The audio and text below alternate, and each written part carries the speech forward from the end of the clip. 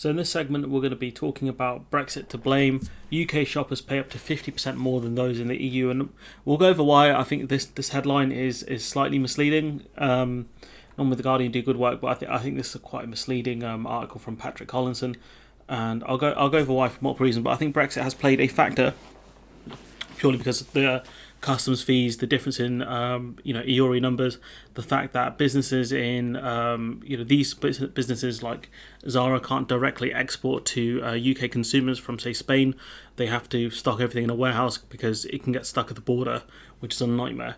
So Zara is charging British shoppers as much as 50% more than in Spain, while Decathlon partly blames Brexit for markups on e-bikes that can be up to £250 pricier in the UK than in France. And with the Decathlon ones, I think it'll be important to talk about maybe rules of origins could be a factor there, because the batteries and other things could be made in China, for example. So it found that while at some retailers, such as JD Sports, prices are broadly similar across Britain and EU countries, JD Sports based in the UK, none of the retailers had generally lower prices in the UK. So out of the ones that they mentioned, so the stuff's not cheaper here.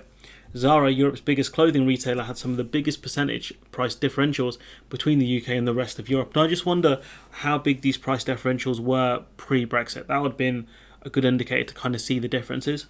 So a British shopper pays £50 for a linen blend tunic dress, what the hell is that, at one of Zara stores in the UK, equals to about 58.7 euros at the current exchange rates. Depends on what days you look at it. If you look at it today, if I hit refresh on this one, the euro to a pound to euro, £1 is worth 1.19 euros. So at Zara in Germany, France, Italy and Ireland, the price is 49.95 euros, and in Spain only 39.95. It could be because they're based in Spain, but you can see that kind of other EU countries pay 10 euros more than they do in Spain, but the UK we pay about 20 euros more. A men's hoodie that sells for 45.99 in the UK is equal to 53.99, sells for only 35.95 in Spain, meaning a buyer in Manchester is charged 50% more than in Madrid for an identical item. And it's kind of statistical kind of things there. They're playing games here, but the simple fact is, we don't know how much Brexit cost this company. Obviously Zara are a huge company. Getting stuff through the border is again a nightmare. It'd be a lot easier for them because they might be used to selling to third countries. I don't know how far Zara are based around the world, but the fact is, the UK consumer is being charged a lot more, and that's a big issue. Decathlon largely blames Brexit for price differentials. It says the UK's exit from the European Union has made it more expensive to import stock, which makes sense, especially parts and things like that. It also meant Decathlon UK had to expand the size of its supply team in order to deal with the additional administration costs and duties associated with Britain's exit from the customs union. Because again, instead of directly exporting bikes from France, to customers, which they could have done, they're going to have to move a lot of them to kind of avoid the paper. If they bulk trade. If they bulk transport the goods, it's a lot easier for them in terms of paperwork, when it comes to consignments. Because at the end of the day, you don't want to be transporting your goods with other people's goods, purely because if their goods get sent back, yours get stuck at the border as well. Rather, I think Decathlon might want to be in a position where they export, a load of bikes in a lorry, which will cost them more in a way, but it means that they're going to have to store them in the UK before selling them on. I hope that made sense.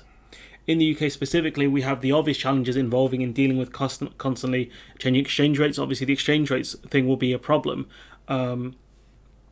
purely because they might not get this 1.19 rate. They might get a slightly lower rate because, currency exchanges still have to make money, so they kind of take a bit off the top.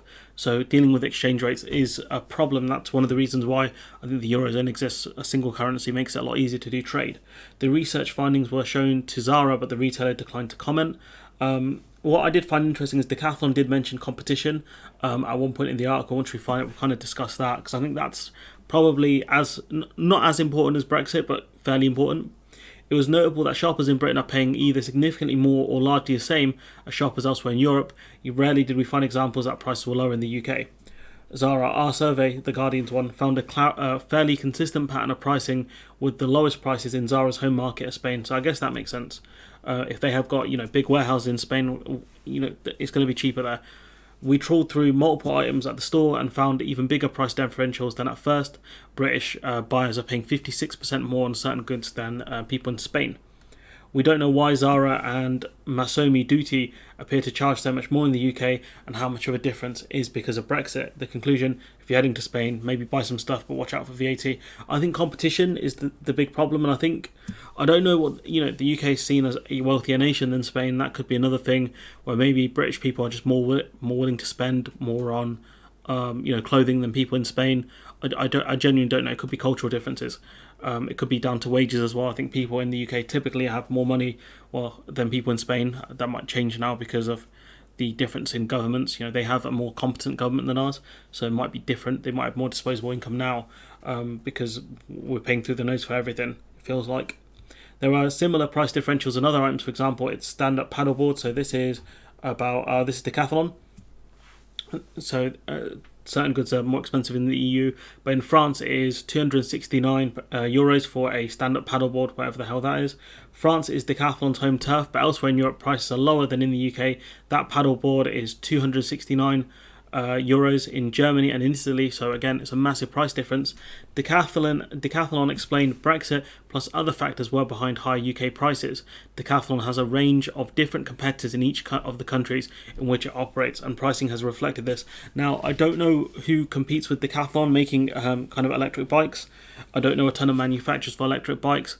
Maybe the other countries like Germany, for example, have more competition, so that means Decathlon have to be a lot more competitive, and this is a key here because Zara are a kind of a more premium, maybe a mid-tier clothing brand or clothing store. So people are more willing to pay in those stores. So it could be down to competition. The UK doesn't have a ton of nice clothing stores, I'll be honest with you. So it could be that Zara know they can charge more because of the lack of competition. And this is the key here. This is one of the reasons why supermarket prices are so expensive in the UK. There's just not a lot of competition compared to, I think, other countries. And there is kind of a stigma around going to kind of budget shops. I think, the stigma around Lidl and Aldi, that's kind of dying out a bit more. You see more and more kind of sort of lower middle class people go there now because it's significantly cheaper and they have good products. I'm not sponsored by them, but I like their stuff. The basic version of this from IKEA is £50, equal to 58.7 euros. In Spain, it was 59 euros they sold it for, and in France, also 59.99 euros. So no real difference. But in Germany, it was 55, so a few quid cheaper. And that could be, again, down to competition. It could be down to supply chains, depending on where the stuff is manufactured, for example.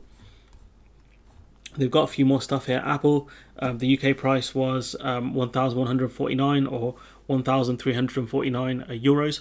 So in Germany, it's 20 euros more expensive. And in France and Spain, it's 30 euros more expensive. So why Apple products are cheaper in the UK, I don't know. But obviously it's not down to Brexit. It's a bit of a strange one. H&M, mostly the same.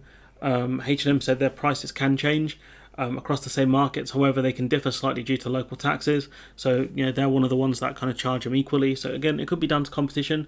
Maybe H&M sees more competition in the UK, or maybe that's their pricing strategy of selling stuff cheaper. So you're more likely to go in and buy a few products rather than going in and buying one. So maybe you'll spend £70 on 2 or 3 items rather than spending £40 on one item, if that makes sense.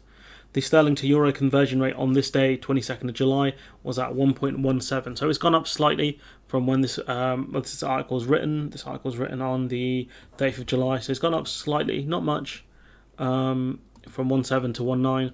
Not a lot. But what you can see from this is that, it's not just down to Brexit. We have price differences when it comes to clothing, but I think it does play a part in it. That's the issue there. It does play a part in it because it's the customs fees, it's the supply chain disruption, it's the need for more warehouse storage, it's the need to be a lot more smarter when you export goods to the UK. That's the key issue there, because at the end of the day, if I buy something from France, right, say if I buy something from Zara in Spain, right, directly, I buy from one of their stores in Spain, which you probably could have done pre-Brexit, right?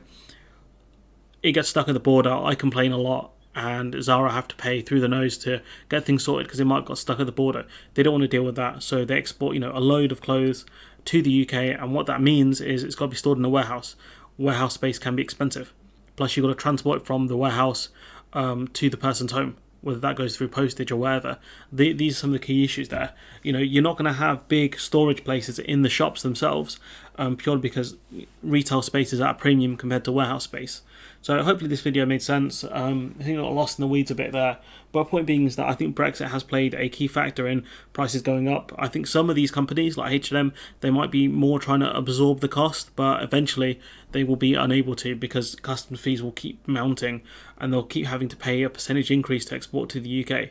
But anyways, I'm going to leave it there. Let me know what you think in the comments below. Like, comment, share, subscribe. Support the channel on Patreon if you can, and hopefully I'll see you in the next one.